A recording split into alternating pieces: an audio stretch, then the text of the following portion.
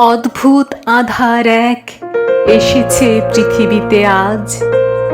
যারা অন্ধ সবচেয়ে বেশি আজ চোখে দেখে তারা, যাদের হৃদয়ে কোনো প্রেম নেই, প্রীতি নেই, করুণার আলোড়ন নেই। পৃথিবী অচল আজ তাদের সুপরামর্শ ছাড়া।